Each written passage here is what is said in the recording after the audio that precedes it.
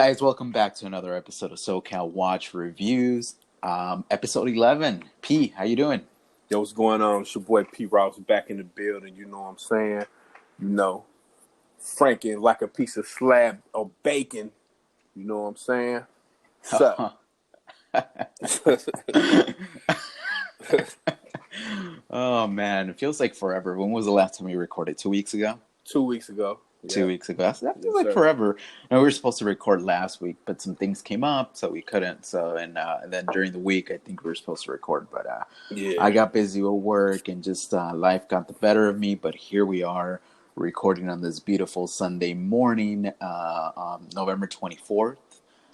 So I don't know when we're going to release this, but yeah, as of right now, it's the 11/24, meaning November 24th of 2019. So what's up, P? What you been up to, man? Nothing, man. I've had a couple life changes this week.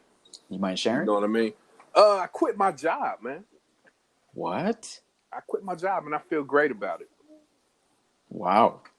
Okay. All right.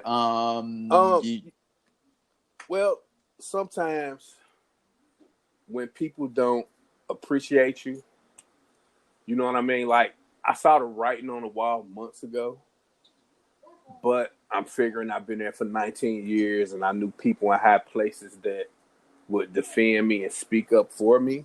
Mm-hmm. And it ain't like that, you know what I mean? So I said, F it, I quit. Yikes. You know, so do you have something else lined up? Or are you working on something, or what's the deal? Well, I start my new job tomorrow. Oh, awesome! Congrats, man. You know what I'm saying? So yeah, it's like in my field, you know what I mean? I have the experience, and I had this was Thursday, so I had put in 10 applications, got responses from 7. Wow. You know what I mean? Friday morning, I had went to 3 or 4 interviews, and the third one I went to, they were really, really interested. That's awesome. So are you excited? I'm very excited. It's a new chapter in my life. New chapter in my life, man. I'm happy for you, man. Yeah, that believe me, I think it's happened to most of us. You're in a place where you're just not happy, and at the end of the day, it's like the money may be good, and what you have there, the future may be there, but if you're just not happy, it just doesn't make sense. Right. And that's kind of that's the reason we talk about watches. That's the reason we do this, is because this is something that makes us happy. It's an escape from reality, and yes, it's an expensive hobby, but it doesn't have to be. I mean, a Casio that costs $19 can make you super happy, and we're fortunate enough that we live in the United States, and we're fortunate enough to have nice things. But other places in the world, I mean, I've seen comments. I follow some Spanish speaking channels. And I see some of the comments, and these guys are wearing a Casio Duro, right? And they're super happy with them. They to them that's not a high end watch, but to them that's a really good watch. And not to take away from Casio, I mean, it's a good watch, but we all know that it's kind of very entry level. But for them, it's really, really nice, and it makes them happy. So I guess this is a kind of a segue from the whole job and not being happy and not being complacent. If you're not happy with the watch that you have for whatever reason, it just doesn't speak to you, then save up a little bit more or sell it. If that Casio makes you happy, then good for you, and I'm happy for you. I could tell you very much from personal experience that having something in your collection that's worth, $500 or more, it doesn't necessarily mean you're going to love the watch, because you're not, Right, exactly. But I'm happy for you, man. That's awesome. I had no idea. Yeah, but I would say this also on the inspirational kick for those that are hearing our voices today, to never sell yourself short. You know what I mean? Always listen to your first instinct, because most likely you're right. And if you hear something and it don't sound right to you, most likely it's not right. You understand what I'm saying? So don't ever sell yourself short. I think I sold myself short for years.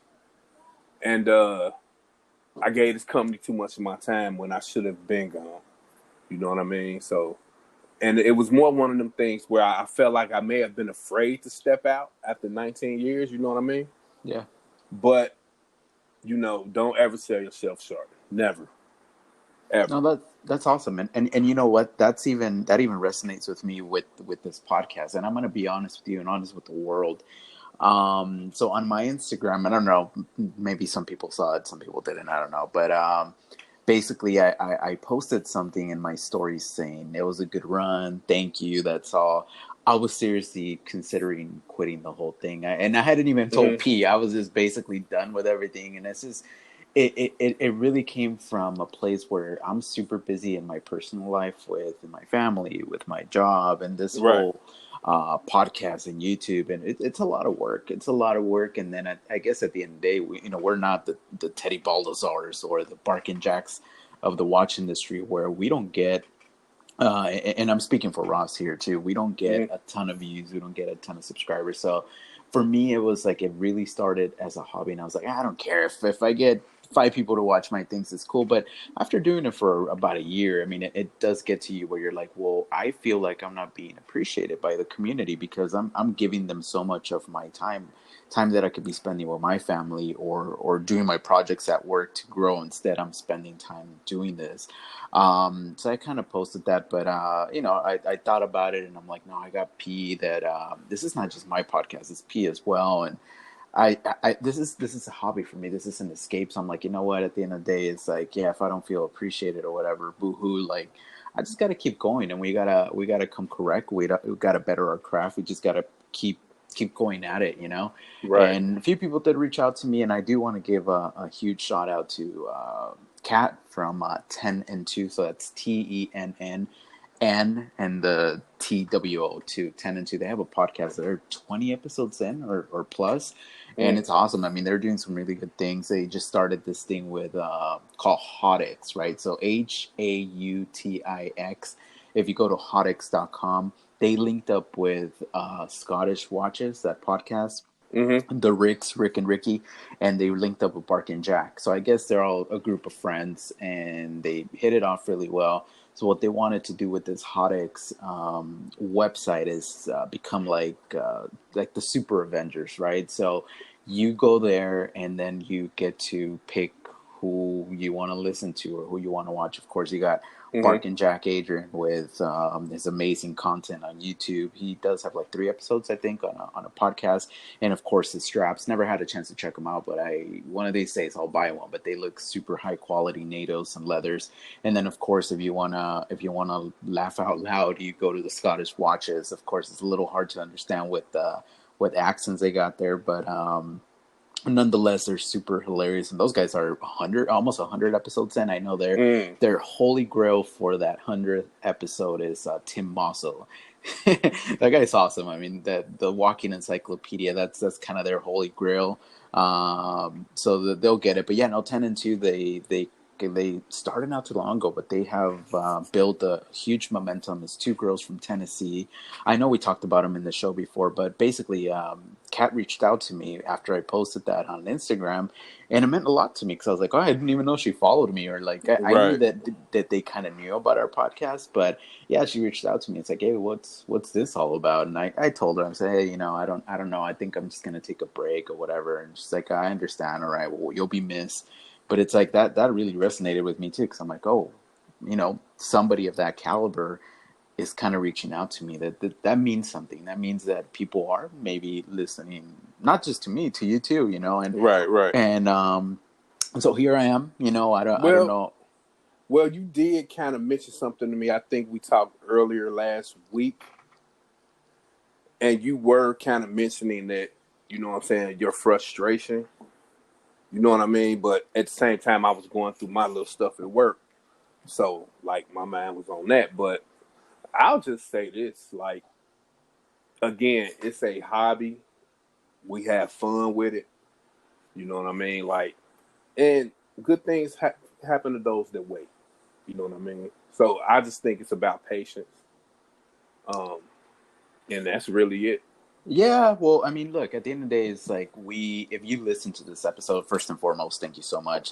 And then second, we are not experts by any means or stretch of the imagination. And as a matter of fact, I myself haven't held a lot of watches in the metal aside from mine and friends and stuff like that. But I'm not like these guys. These are the podcasters where they're going to watch meets and stuff like that. I just don't have time with my family situation and where I live. I'm pretty far away from anything and everything else. And so, anyways, a lot of the things that we talk about are things that we read, things that we video that we see. So a lot of it is kind of, I know it's different when you see a watch in the metal, but I guess what I'm getting at is that we're not experts. Of you're thinking that we're who dinky or something. We're not. We're just enthusiasts, and we do enjoy Mm-hmm. it. We do enjoy it. P. Like I know we could talk for hours about one same topic, something about watches, and we just get like something about a design aspect or something. But yeah, this is cool. And one of the exciting things for us, and it still is to this day, is having Cameron Barr from Craft and Tailor on the podcast. And he came on kind of early on when we were just kind of really starting. And Right. he gave us a time and day, and I wanted to, well, we both wanted to congratulate him because he just had a little article in the New York Times. I read it. Basically, they asked like four experts about vintage watches or watch collecting, and he had some things to say, and it's pretty interesting. So if you go to the New York Times, go check it out. Some of their, Yeah, I read it. yeah. I So read it, and it was. I think he a great guy. You know what I mean? And like he brought up the Seiko turtle in the interview. I love that. yeah, yeah, You know what I mean? So, yo, yeah. And check it out. he brought it up again in the New York Times. So Cameron's always he's always traveling. I mean, I know he just went to New York. He's in London right now, and I think he's gonna have like a meet. He's gonna call some people out. But yeah, Cameron is definitely, he's, not to take away from any other guests that we've had by any means or stretch of the imagination, but Cameron was super cool just because of the type of person he is. I mean, he hangs out with the same within the circle of Houdinki and those guys that are high, kind of high up there, the people that we look up to. So yeah, shout out to Cameron as well. And this morning, I don't know if you saw this, P, and I think you did because I sent you the link. Our friend, well, not our friend because we never really spoken to him or conversated with them, but Teddy Baldessar, he put out he put out a rap video called "Watch Collector's Anthem," the official music video, and in parentheses he put, "I sold a kidney to fund a Pelago." So if Mm-mm-mm. you haven't seen it, go check it out. It was like 3 minutes long. What are your takes on it, P? Uh, I I think it's a fun video. He's not really taking the shit too serious. Yep. You know what I mean? Yeah. Yeah. It's comedy, and you had mentioned something like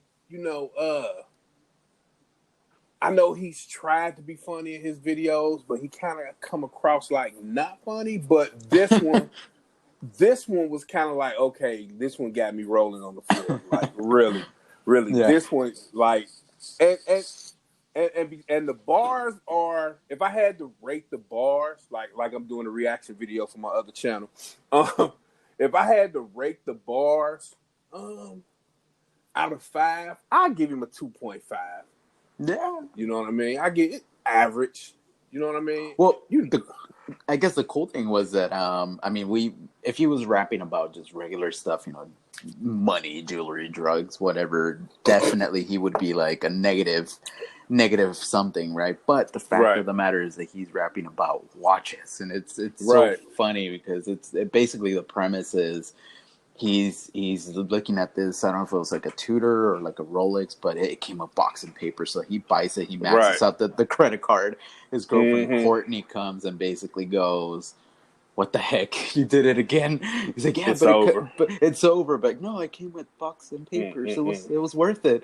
So now he's out Wow. on the street. His girlfriend kicked him out. He doesn't have any money, but he has his watches. So in Right, order to right. fund a Tudor Pelagos, he sells a kidney, and it's Oh my funny. Yeah, goodness. it's funny. And the funniest thing or sad thing is that I guarantee there's a lot of guys out there that probably have been through Oh yeah.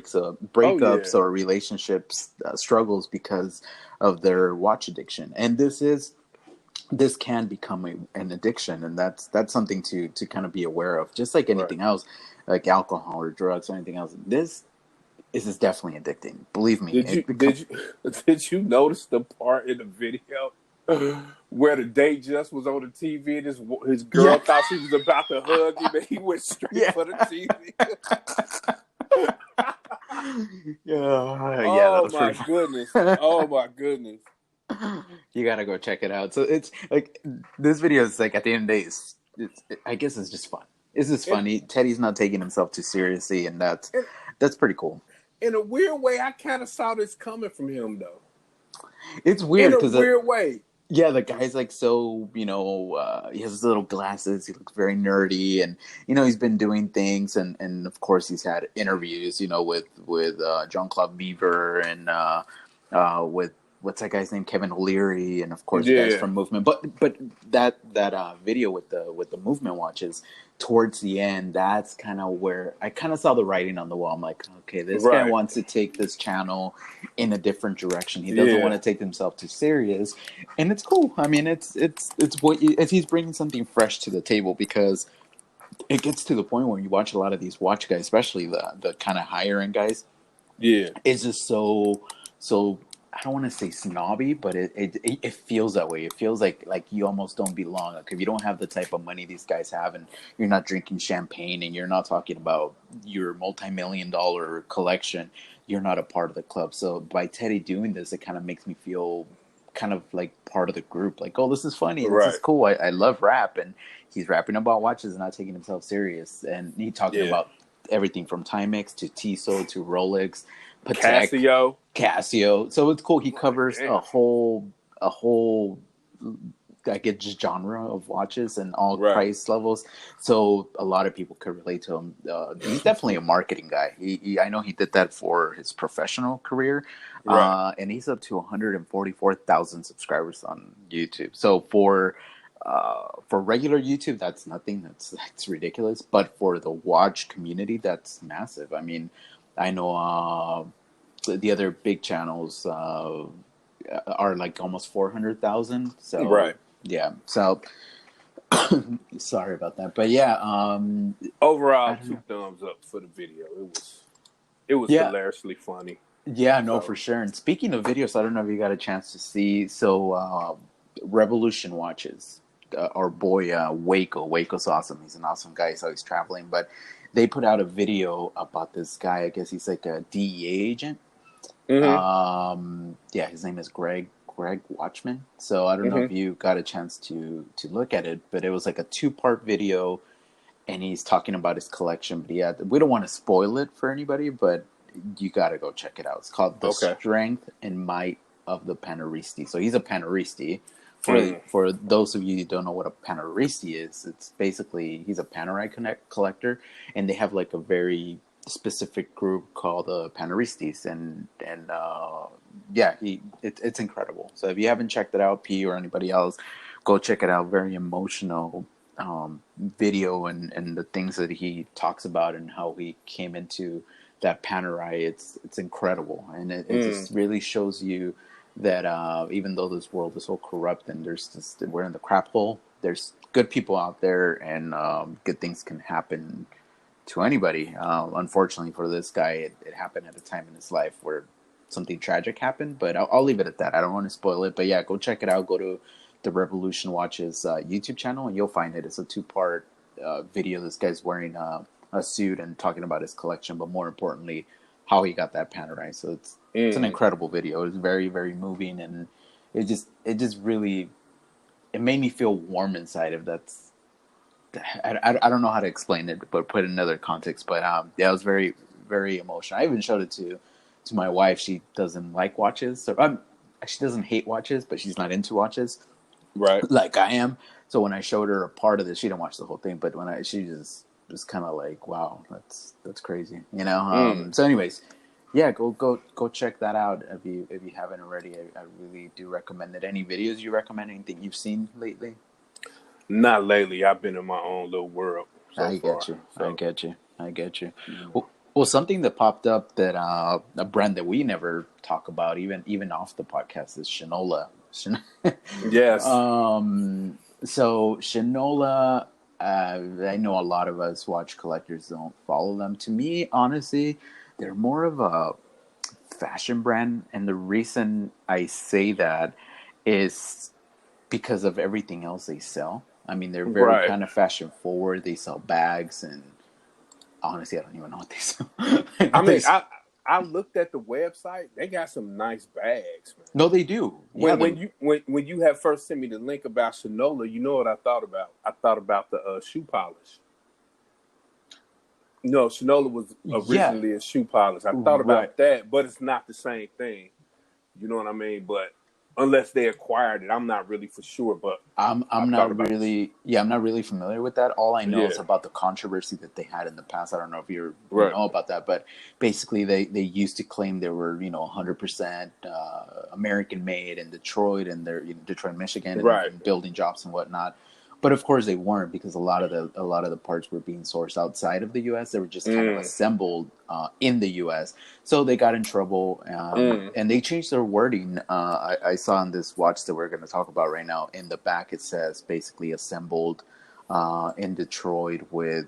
I forgot what it said, but basically they do. They're very transparent about where the parts come from. It says built in Detroit, imported parts, Swiss right. movement. So that's cool. But they do sell bicycles, they sell bags, they sell jewelries. I mean, it's just, to me, it's more of a, I would think more of a fashion brand, because yeah, it's very fashion forward. They sell Definitely. rings, money clips, Yeah. cufflinks. I mean, but yeah, some other watches are okay looking. What I'm not okay with is the price. I think they're a little overpriced. I have seen these guys actually in Costco, and so I have seen some, Mm. behind the glass, and they're not bad looking watches. But this specific model that kind of popped up, and I want to talk about it, is their, I guess, dive inspired watch, even though it Yeah, is, it's the bronze monster, yeah. and Well, it's is it? mm, I mean, I would think it's a diver watch, not really diver inspired, because it does have a screw down crown and it's 300 right. meters water resistant. So to Yeah, me, yeah, I mean, this is really considered a diver watch, even though it does come on a leather strap, and they right. give you a NATO strap as well. And this is, like P said, this is bronze. It's 43 millimeters, so it's not Mm-hmm. not on the smaller side, and it is 15.2 millimeters thick.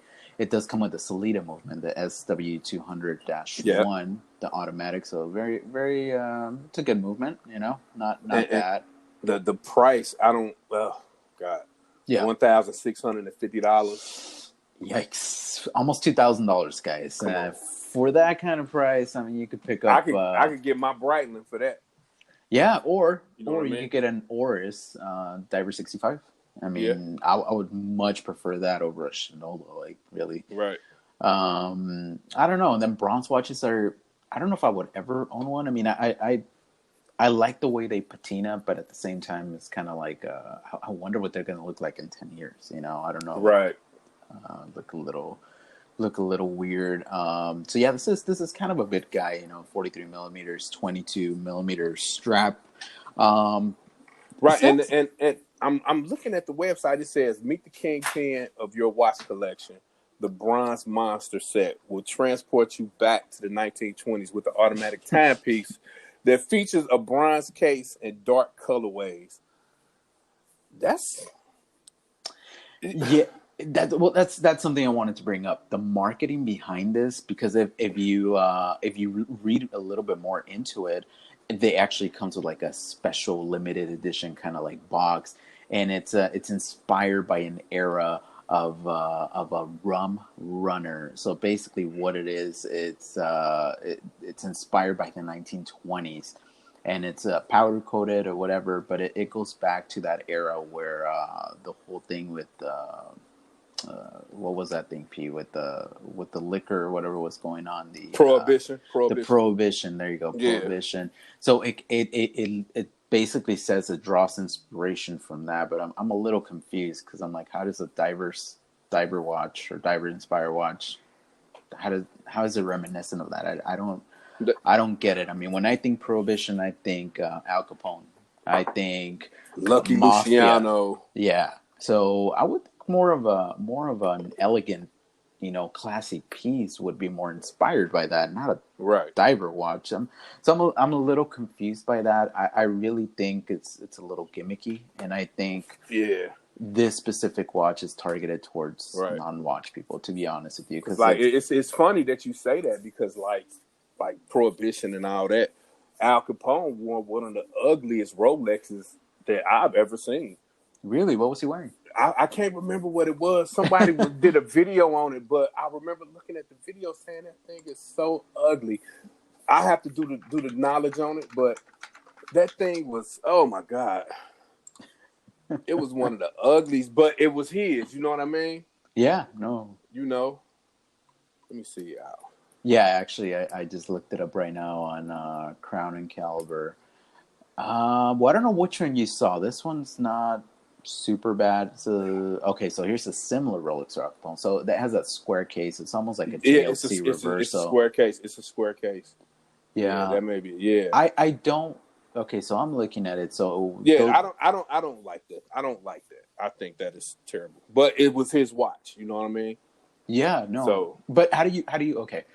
How do you go from something like this to what Shinola is claiming is inspired by that that's what I'm prohibition? It doesn't saying. make any sense. In the Because 1920s, you didn't have. I'm sorry, just that's what I'm saying. That's what I thought about when you said that Al Capone's Rolex. But not only that, how's it inspired by the 1920s when it looks like a freaking Submariner?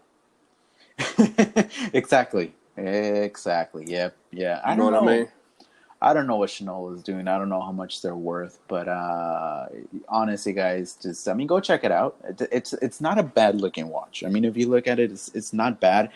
But when I look at it, it just reminds me of other watches. It's not like, oh wow, this is so different, so cool. It's really not. It's just it looks like a micro brand. Let's just face it. It just looks like a Right. micro brand. And then I'm kind of looking at their website. They have another one. The monster, Uh, the regular monster. they yeah, but they have one called the Lake Superior Monster, which Hmm. is all stainless. It looks like for $1,400. Hmm.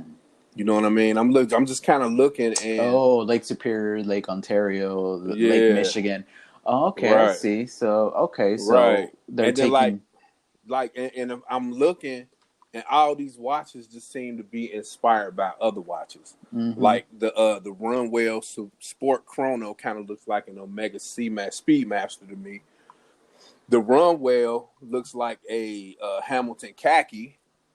You know what I mean? And it's yo. I mean, my thing is just keep it real with what you're doing. Mm-hmm. You know what I mean? Then they got the Omaha. You know, that's obviously looks like a Cartier tank. Mm-hmm. You know, so I mean, but the prices are outrageous. Like, That's what it is. I think. Well, look.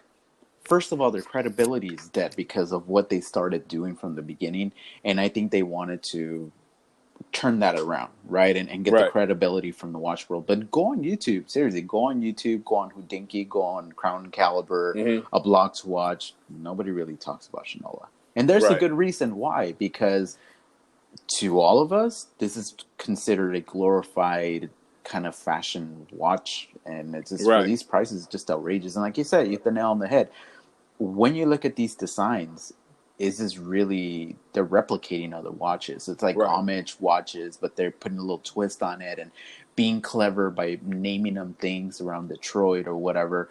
Look, right. kudos to them for creating jobs in Detroit because I personally been to Detroit. I was there 5 years ago for a conference, and it was Detroit is kind of miserable. I go to Detroit oh all my the time. I have oh you family up do there. Yeah, I okay have okay. family up there, and it's kind of miserable.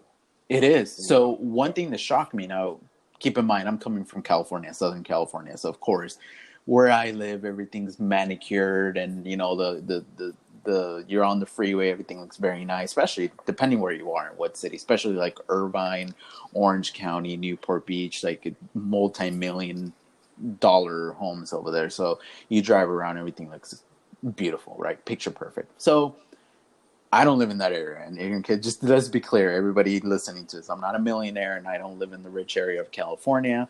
But here in California, everything is it's nice. It's well kept by the city. Let's just put it that way. When I went to Detroit, I stayed in downtown, and it was so sad. It was Monday, Tuesday. I arrived. It was Mm-hmm. like 10 a.m.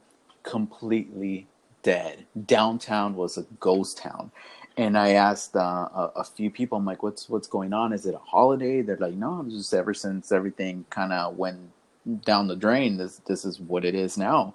And driving down the freeway or highway, everything was just weeds growing in the center dividers on the side of the road. It was pretty depressing to say the least. And I felt like I was in the middle of like, I don't know, of an apocalyptic movie, right? Yeah, for Like sure. it just felt so weird. So, anyways, There's a lot of places that hadn't recovered from the riots though in mm-hmm. Detroit, like in some of the hoods or the urban areas. You know what I mean? Like a lot of places that like where traffic lights haven't worked in years. You know what I mean? And condemned buildings and like it's crazy. Yeah, and I don't know about now, but you were able to buy homes in Detroit for like $100. I mean, there was articles out there that, yeah, you could buy homes super cheap, but number one, they're in terrible neighborhoods because they're completely abandoned. Right. So, what kind of investment is one home? You're gonna have to buy the whole city block and invest Right. millions of dollars, and not only that, you're gonna have to bring in people and bring in jobs. So it's sad to see. So if Chanel is creating as many jobs as they're claiming or whatever they're doing, kudos to them. And maybe that's the reason why their watches are a little bit more money because uh, they have to cover that overhead, right? Right. Right. So I get it, but from a watch perspective, I think they could do better. Like I'm not shaming them to the point where it's like this is garbage because it's not. The quality is there. I could tell the leather is like really good Right. Yeah. quality, especially with their bags and everything else.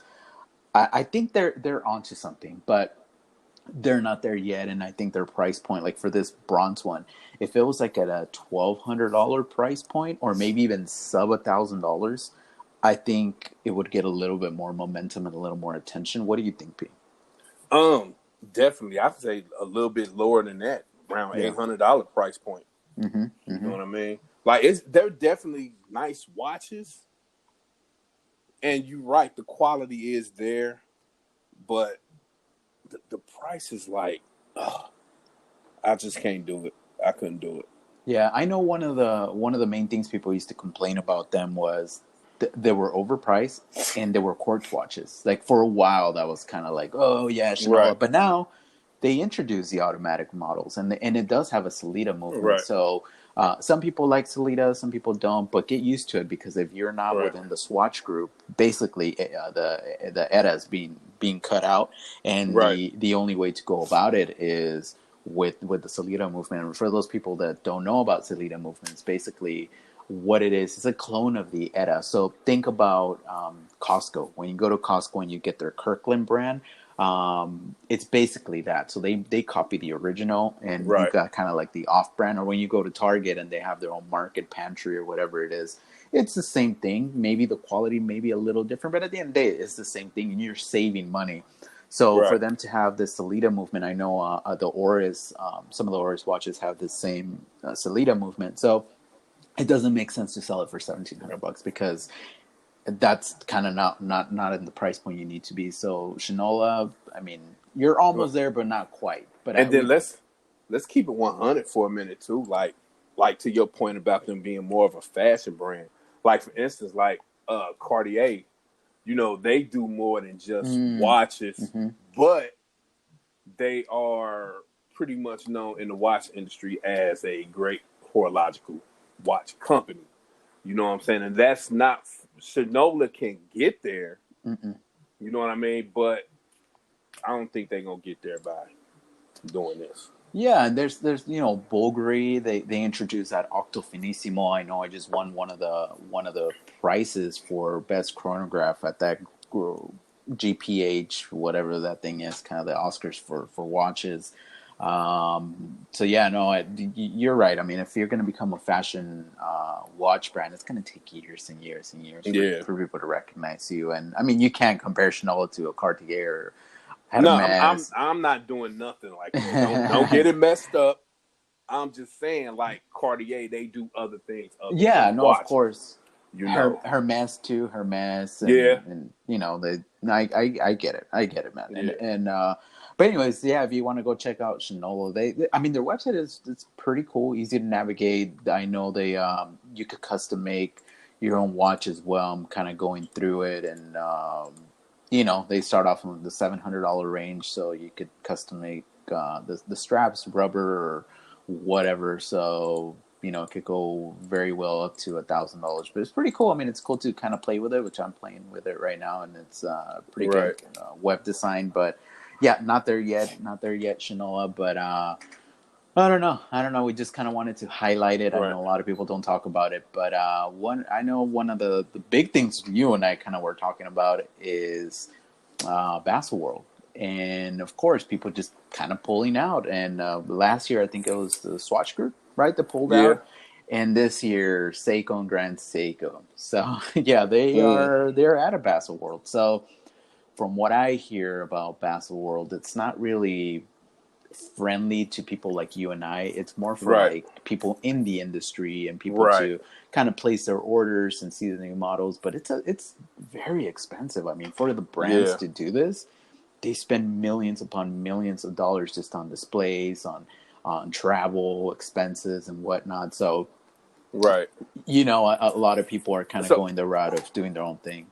right. So their excuse was what? Because it was bad timing for them. Yeah, so they this year. So they Right. haven't said, "Oh, we're out indefinitely." They just kind of said it was bad timing for them this year. But come Right. on, writings on the wall. Right. You Yeah, know how for much sure. money they're going to save.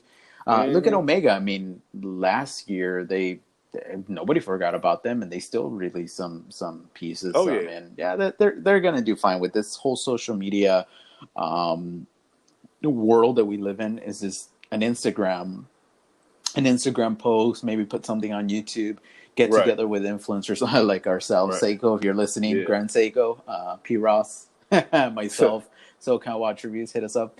Oh yeah. But But this Seiko Baselworld, them removing themselves really reminds me of what Nintendo did for E3. For those that don't know what E3 is, it's the electronic.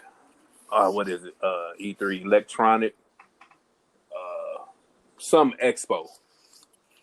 Um, okay, and Nintendo removed themselves from E3, and it's usually held in California every year for the gaming industry. It's like one of the biggest conventions in gaming, and Nintendo kind of said like, "Well, we're not going to do E3. We won't be present at E3, but you know, we'll do things online on our YouTube page, on all our social media platforms. They may have like a booth at E3, but as far as them hitting like the main stage, Nintendo said no. And you can imagine like just how much money they have saved off of just doing the social media thing. And I think this may have been like this year may have been like the third or fourth year that they haven't been at E3 like that. oh, I thought it was recent. So it's been a few Nah, years. it's been Huh? a couple years. Yeah. Uh huh. Wow. Yeah. Yeah, it's the Electronic Entertainment Expo. There we go. There we It's go. held in LA. Yeah. So I don't know anything about gaming at all whatsoever, and I'm kind of curious. So if we were to compare a Nintendo, right, that company Nintendo to a watch company, who would they be like? I would definitely say Nintendo would be Seiko. I would Oh, definitely okay. say Nintendo would be like Seiko, but oddly enough, Seiko and Nintendo actually had a they crossed Hmm. with the watch. You know, How so? uh, Did Mario wear a Seiko in one of his games? you almost on point. It's a Seiko wired cross Nintendo Super Mario Brothers limited edition, and you can see it on eBay right now for $549. Wait, it's a watch? You It's a said? watch. It's a watch. Yes. Huh.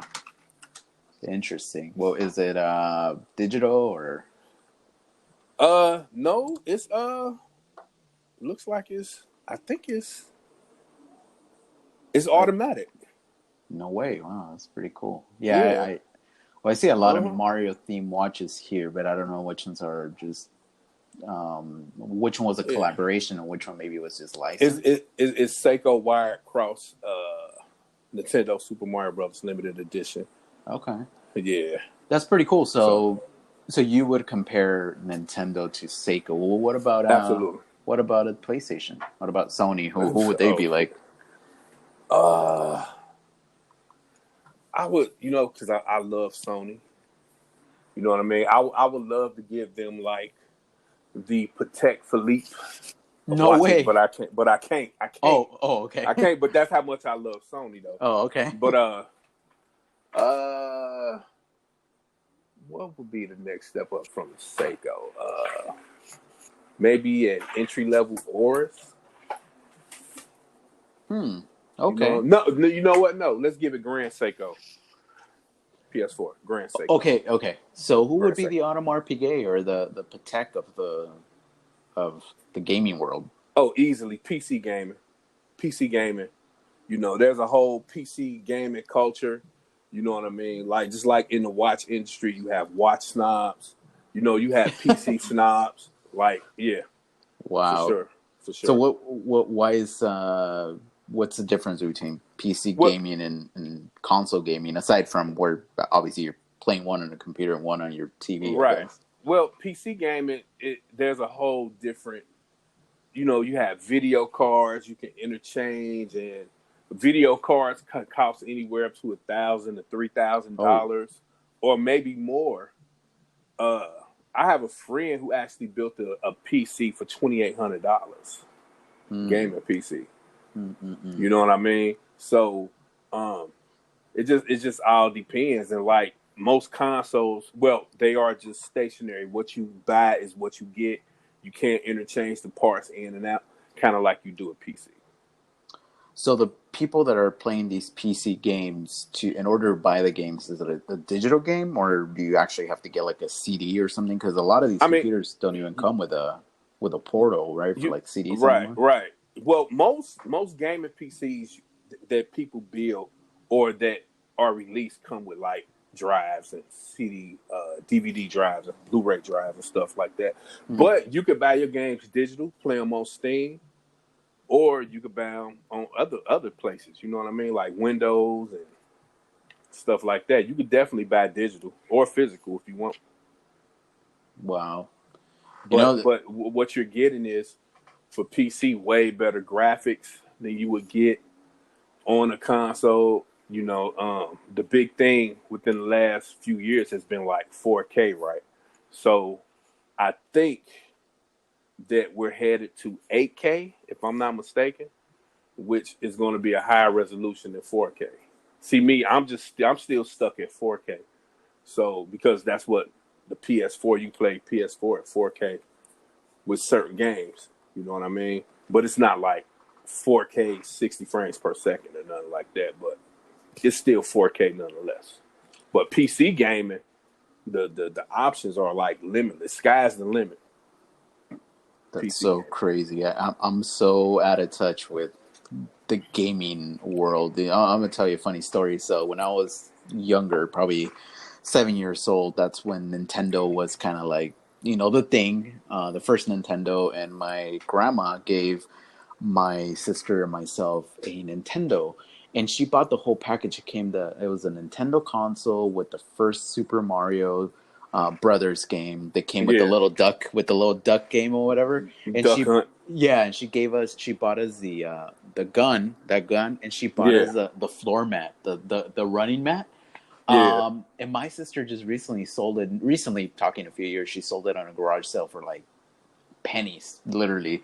But knowing what I know now, I'm like, crap, that's like vintage stuff. We would have kept it and like maybe it would be worth something, but more it was like the nostalgic reason of keeping it. But anyways, what I'm getting at is even then when I had that, I was just excited for a little bit, and I never been into games Mm-hmm. ever since. So now that I'm an adult, they just don't speak to me at all. Like Right. I just can't get into games. I think they're very boring, and I know people are gonna hate me for that, but I much prefer staring at a watch, watching a movie, hanging out with my family rather than gaming. And I see a lot of my older friends, well, like yourself, you're, a little older than me, and it's funny to think that you like video games and you're kind of like in that gaming thing. When I think gaming, Oh no yeah. offense, I always think little kids. I think like, oh, youngsters, teenagers, but no, I mean that Nah, man. obviously. There's a whole culture out there, man. You know what I'm saying?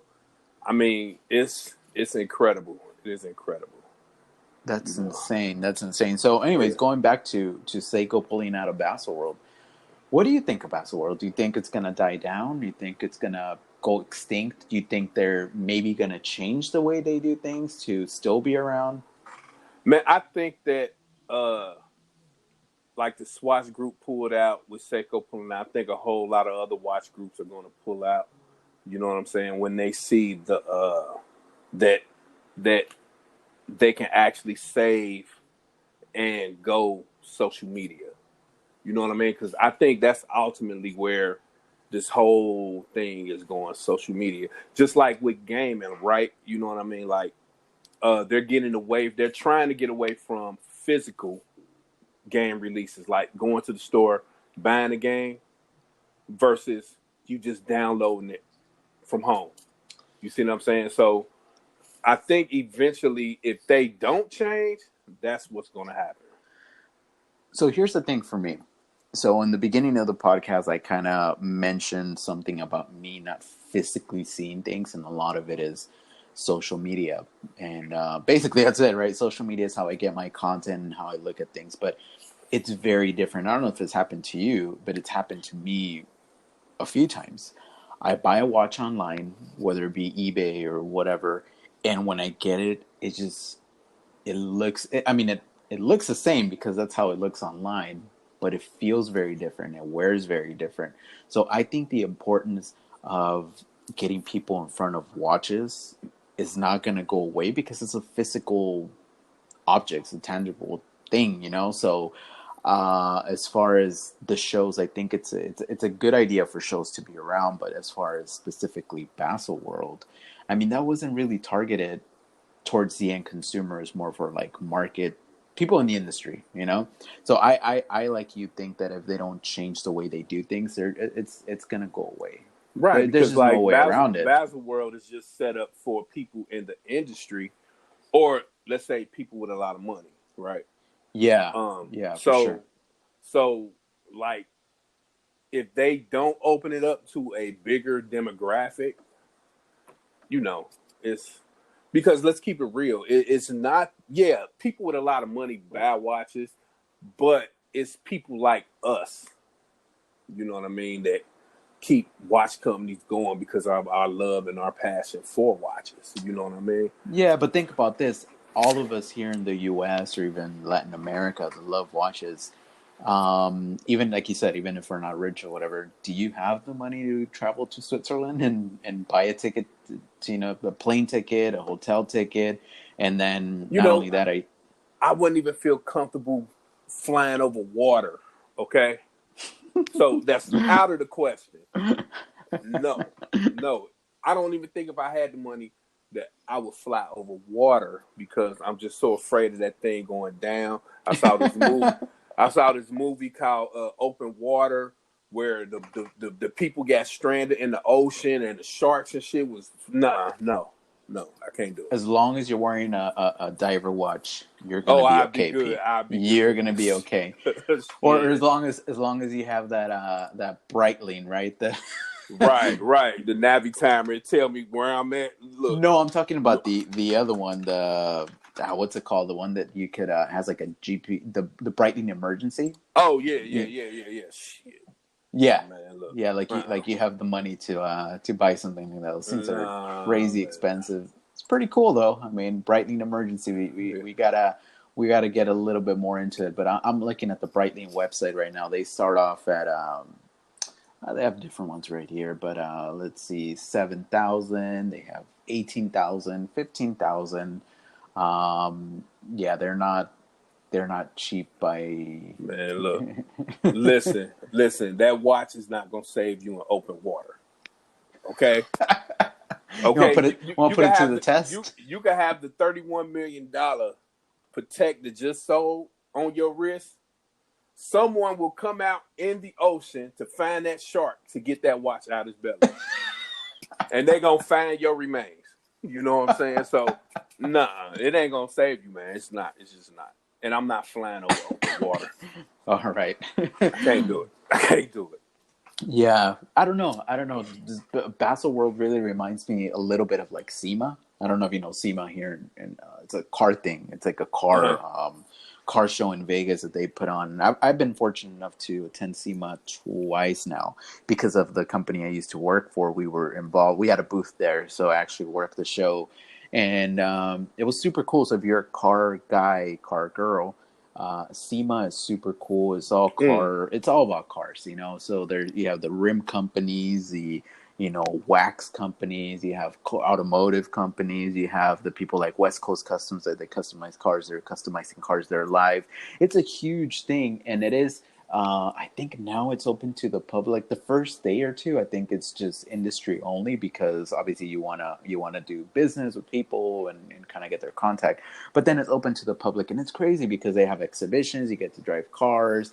It's cool. The car world is so different, so complex. Because when you think of the watch world, there's aftermarket parts for them, but what is it? Straps, Right. and then you get into things to modify the Seiko. So it's different. The car world is very different than the watch industry. Mm-hmm. I think if there was more things in the watch industry where people made more things, or it was more popular, like, oh, we bunch of watch cases and watch winders and different kinds of straps, something that we've never even thought about, or something different but connected to watches, and they could possibly or build a convention around that, and it wouldn't be just watches; it would be accessories and different things. So I think that Right. would be a cool direction to go in. But honestly, I don't see how Baselworld's going to survive staying as big as it is. Maybe if they get a Mm. smaller venue or change things, but from what I've heard and seen, Baselworld is huge. The facility itself is humongous. It's Right. it's huge because they expect it to grow and grow. They didn't expect for people to be pulling out. I think it's going to affect them, and I think eventually they're just kind of they're gonna have to rebrand themselves. But Right.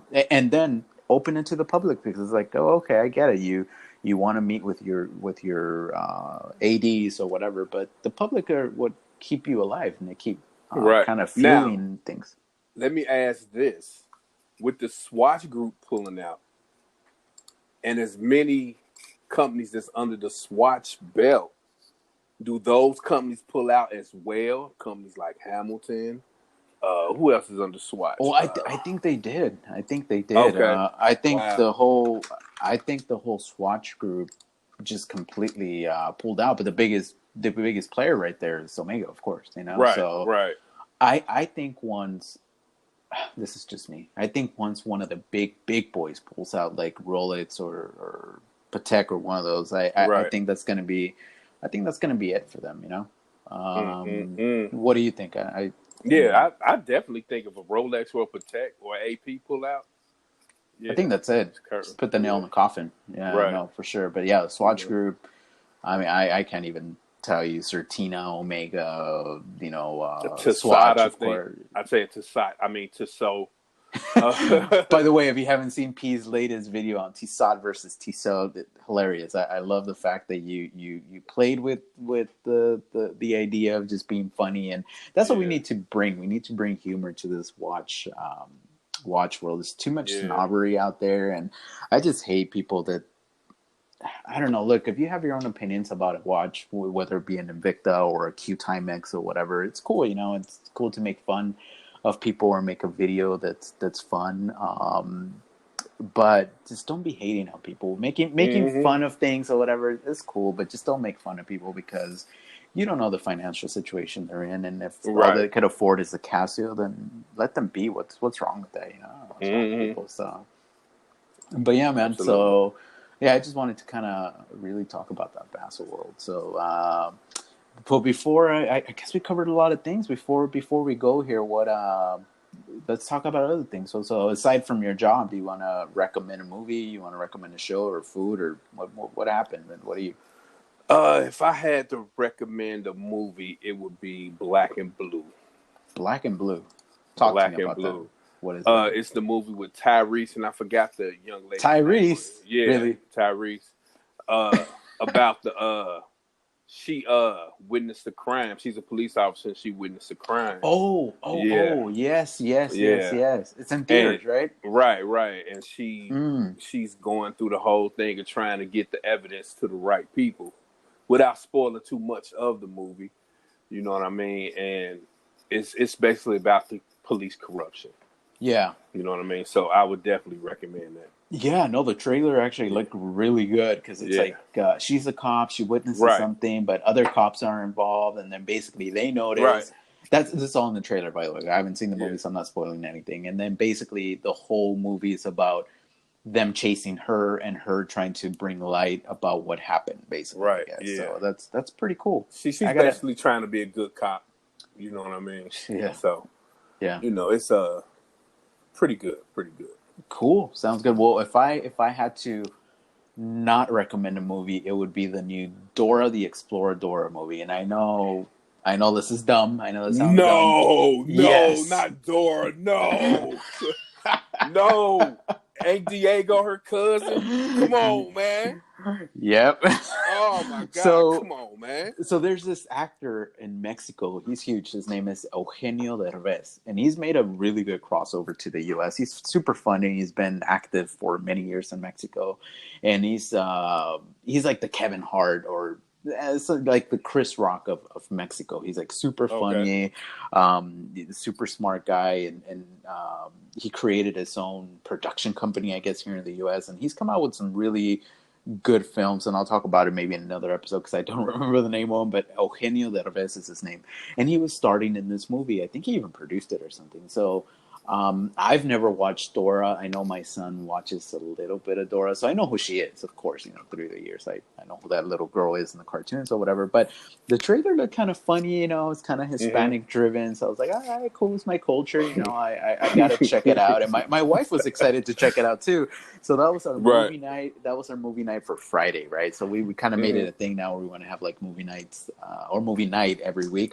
So we rented it, and towards the end of the movie, we were like, we just pretty much wasted an hour and change of our time. Is the little really? Because my daughter used to love Dora growing up. I mean, oh my God, oh Lord have mercy. Look, I'm talking from a perspective of an adult that it was just kind of like, but maybe, I mean, if a kid is into Dora and you watch that movie, maybe they'll be happy to see Swiper and Boots and all these whatever characters. I mean, it's kind of funny to see them come to life. So I mean, I think swipe it on swipe, swipe it on swipe, yeah. Swipe it on swipe. Well, the cool thing about that show, I guess, it teaches kids like Spanish. So yeah, for sure. So I think that's cool. I think that's cool. But yeah, if I had to not recommend a movie, it would be that one. Don't watch it unless you have kids and they want to watch it or it's nostalgic for them. Then go ahead. But God, what a waste! What a waste. But so that's it for this episode. I know we got one more thing. Oh, wristwatch check. Oh yeah, of course. What are you wearing? I am wearing my vintage Swiss Army field watch. Yep, I'm wearing it on this green NATO. So, funny story with this watch. So my parents have been divorced since the late 80s, early 90s. So when my mom, we were in Mexico, and this is back in early 90s, mid 90s. I guess she was dating this one guy for like a quick minute, and I guess I've been into watches that long that I saw this watch and I commented on it, and it was this little kid, maybe I was 8 years old or 9 years old. I commented, I was like, oh, it's a cool watch. Well, the guy, I don't know if he was trying to get into my mom's pants or I don't know, whatever the hell. Yeah, I know.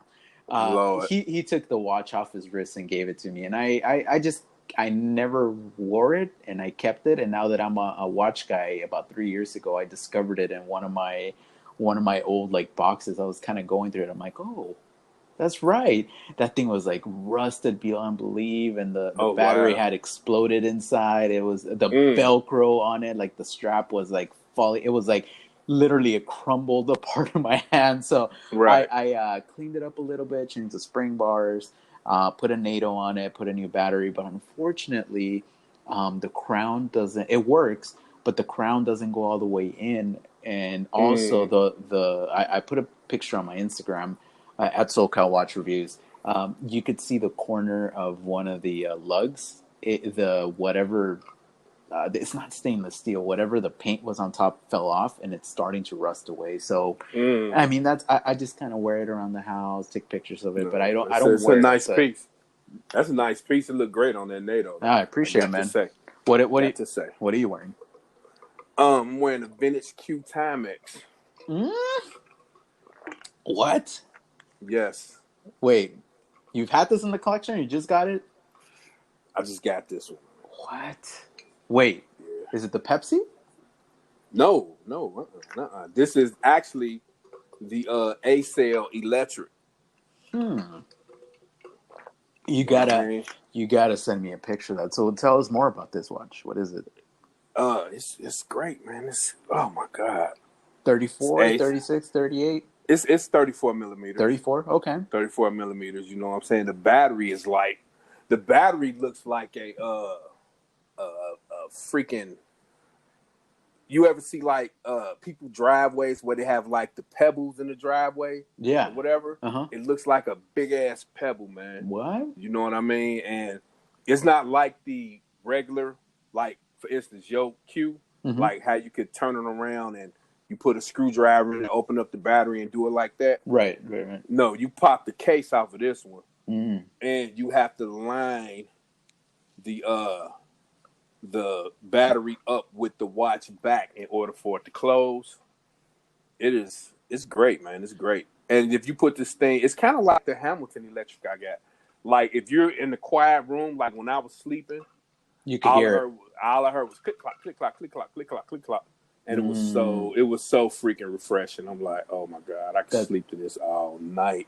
that's funny. I hear that Swatch or swatches make that they're like super loud. It's like the Yeah. thing I keep hearing. And the funny thing for me is like the Bulova that I have, the vintage Bulova, the Accutron, because that Uh-huh. Accutron moving, it hums zzz. Right, In right. a quiet room. You could hear that. It's super funny. But you know what?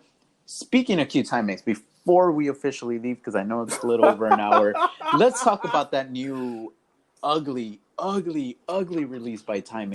Is it really ugly though? It is a really ugly. Come on, I Pete. mean, look, because look, what I'm saying is this: it's not aesthetically all that pleasing, but I think it's the bracelet.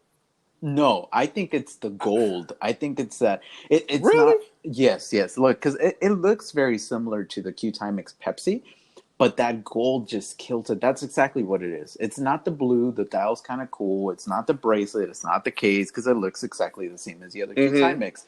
It's that gold. That's why it hasn't sold out. It's been out Right. for 4 days, 3 days, and Yeah. they're still selling it. They're still marketing it, and it's not selling out. And this is sad for them because I'm telling you, they should have released that Batman. They would have released that Batman. I don't like the bracelet on it. I think the bracelet on it is terrible.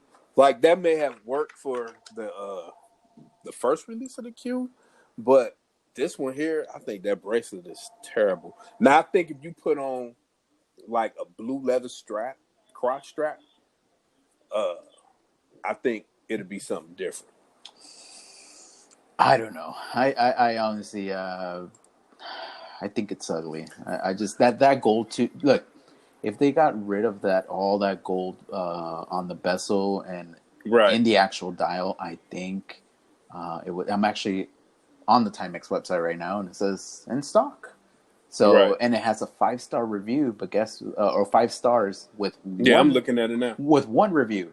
Mm-hmm. And it was probably Damn. one of the staff members. I mean, this Right. is embarrassing. This is really embarrassing going from the massive success that they had with the other one to this hot mess. I'm Well, sorry. That's just I I don't know I like it. said in the previous video that Timex is doing everything right, but you know what? You know, they can't do everything right. You know what I Yeah, mean? yeah, no, So, I get it. Well, I mean that one and I know we're going in over an hour here, but let's finish up with mhm. this. The one that I actually did like was that Giorgio Galli S1 automatic. That was Yeah, actually a yeah, really nice watch, but it is what is it, $450? It's yeah. not an inexpensive piece by any means, but it got a lot of attention from a lot of websites. I mean, it's pretty Right, cool, that display case back and those lugs. They're kind of hollow, and that bracelet kind of reminds me of an Apple Watch, right? Because it has that thing where right, you could adjust it or something like that. So it's if they're doing something right, that's one of the watches that I gotta take my hat off right. to them for. But the other one, man, that Q is just ridiculous. Like you need to put out that Batman to save the day, like ASAP. Don't do a January 2020 release, because Right, what they're hoping to do is with this ugly ass monster, they're trying to put this out before Christmas, of course, so it could sell out and everybody. This right, is a right. no. If I saw this in my stocking, I would think that the Grinch brought this for me. Let's just put it that way. So I just Ooh, don't. I don't ooh. like it. If I had one in front of me, I would throw up. I just don't like it. But It's not that aesthetically pleasing, but I, I have a. You know what? It's not that aesthetically pleasing, but I think if you put a nice leather strap on it, maybe okay. Well, it'll maybe it, it, we'll it, we'll leave it'll it at bring it out a little bit. we'll leave it at that. But anyway, so any closing thoughts, P? Uh, yo, just for me, with the week that I've been through, um, just keep being inspired. Uh, do what you love and just keep it real. You know what I'm saying? This is the SoCal Watch Review podcast. Get into it and get involved. Yeah, absolutely. And you could find me YouTube, SoCal Watch Reviews, Instagram on SoCal Watch Reviews. P, where can they find you? Yeah, I'll let you say it because you know what? You say it a lot better than I do. You know what I mean? R- Go ahead. really? Oh Yeah, wow. go. Go ahead. Ross Wrist Watch Love. So both on YouTube and on Instagram. So I There don't we think go. I say it better than you, because you got that swag. I like that about you, man, and I think a lot of people could appreciate that. Even though some people, I'm not gonna name any names, 40 and 20, our boy over there called us urban, whatever that means, Urban, but. urban. We're urban, Did but you catch that earlier when we was talking about Detroit and I had said urban, no, quote I unquote didn't. urban? Oh, you didn't It catch it. just You were in the it just store. Okay. it went over my head, Yeah, but yeah, it's an inside joke we have going on here. yeah. But anyways, guys, thank you, guys, gals, everybody. Thank you so much for giving us the opportunity to come into your car, into your home, however you're listening to this. We do really appreciate it. We're gonna keep going with this, and as always, stay humble. Thank you. Peace.